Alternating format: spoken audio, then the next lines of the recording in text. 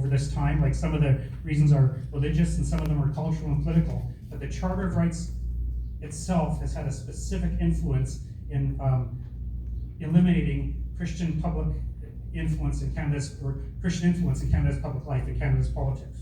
So that's what I'll be talking about, how the Charter has pushed Christianity to the sidelines of Canadian political life. So the Charter is not a neutral document. It's a document founded upon a particular worldview. Like I call that worldview secularism, like there's other terms that are legitimately used for the worldview that underlies the Charter. But by adopting the Charter, Christianity was being replaced by a secular perspective in Canada's Constitution. I'm going to give 3 examples to explain this point.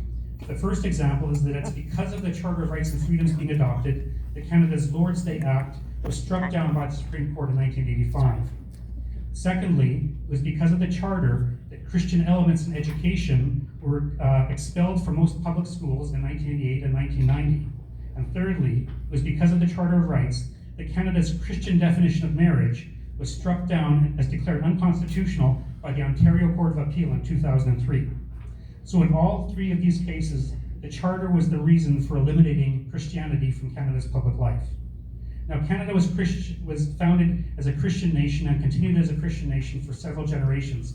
Now, it's important to understand, though, when I say Canada was a Christian nation, I'm not saying that all Canadians are Christians or that all Canadians were Christians. There's people from all kinds of beliefs here. But when I say a Christian country, I mean that the worldview underlying our system was, generally speaking, Christianity. Like every political system, every constitutional system is built upon a particular philosophical foundation. There's no such thing as a constitutional system without a philosophical foundation. So every constitutional system has a philosophical foundation, and Canada's was Christian in the beginning and for several generations afterwards. That's right.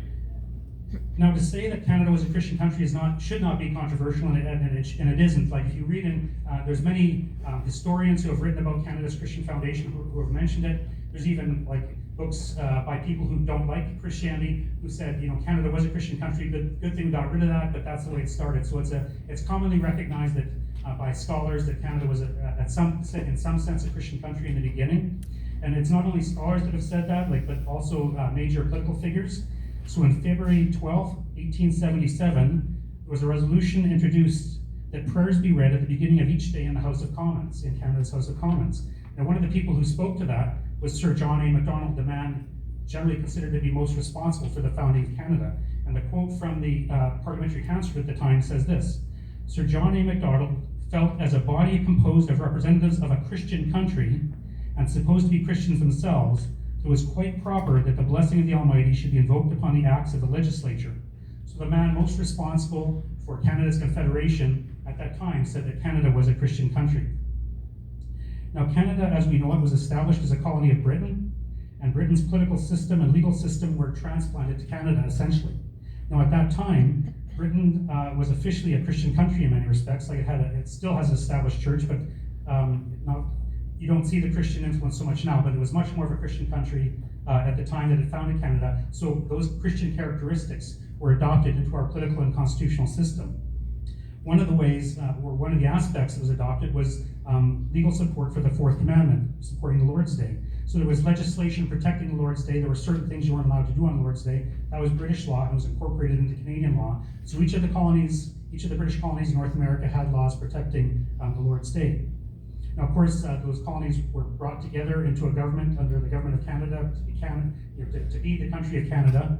And so those colonial laws, the laws of each of the colonies became provincial laws. Now, the strange thing was the provinces didn't have the jurisdiction for administering Lord's Day protection because that was considered to be part of the criminal law, which was a federal responsibility. So, to make a long story short, Hamilton Street Railway, which wanted to operate trains on the Lord's Day, launched a case against Ontario's Lord's Day Act to get it thrown out by the court. And it went through the court system, and at that time, the highest court for Canada was the Judicial Committee of the Privy Council in London, England. Like that was the highest court of the British Empire.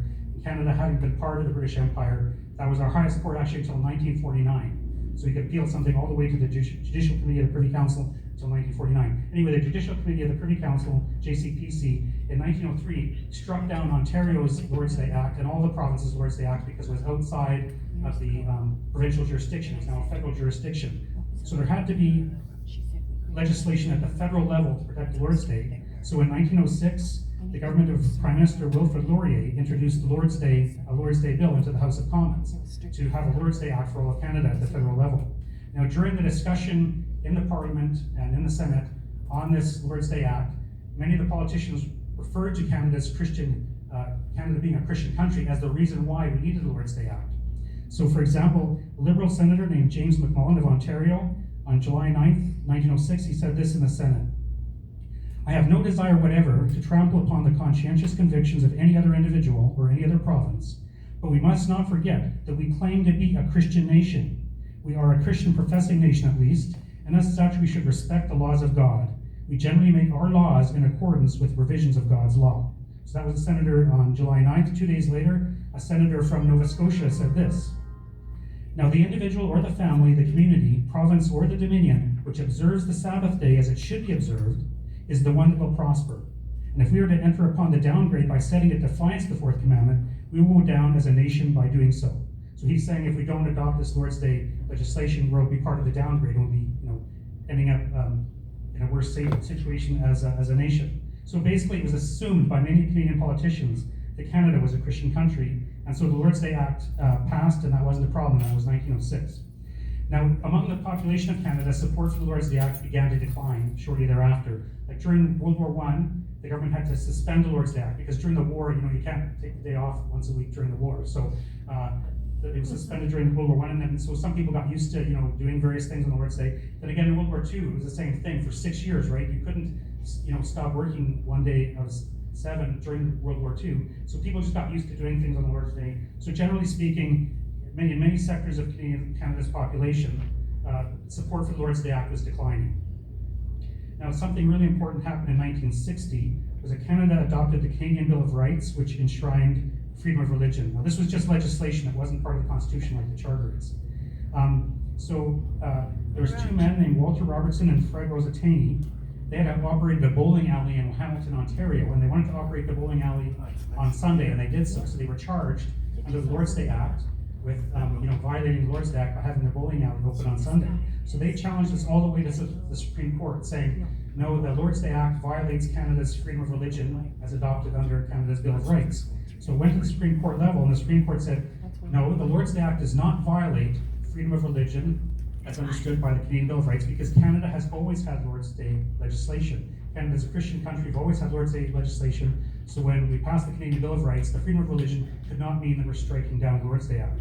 This is actually, I'll just quote here a bit from the Supreme Court decision. Legislation for the preservation of the sanctity of Sunday has existed in this country from the earliest times and has at least since 1903 been regarded as part of the criminal law in its widest sense. Historically, such legislation has never been considered as an interference with the kind of freedom of religion guaranteed by the Canadian Bill of Rights. So Robertson and Rosatini, they lost their case because since Canada was historically Christian and had always been protecting the Lord's Day through legislation, then the Canadian Bill of Rights could not possibly have meant to overthrow that piece of legislation. So that the Lord's Day Act was upheld by the Supreme Court of Canada. Then came Pierre Trudeau. Pierre Trudeau was elected to Parliament in 1965. In 1967, he became Minister of Justice. And as Minister of Justice, he put together a proposal for what we now know as the Canadian Charter of Rights and Freedoms. This is the proposal. This is the official document published by the Government of Canada in 1968. It's by the Honourable Pierre Elliott Trudeau, Minister of Justice. So this was his original proposal for the Charter of Rights and Freedoms that we now have, as published by the government in 1968. That's a long time ago. Now, Trudeau was arguing that we had no guaranteed protections for our rights. Like, our rights were protected in the British system, which is kind of essentially by common law. And so Trudeau was arguing that we needed explicit constitutional protection for our rights from the government, and that the way we were doing it was not the right way of doing things. So he saw the protection of rights as we had it at that time as being vulnerable. So his idea was, let's explicitly entrench them in the Constitution as a way of protecting our rights.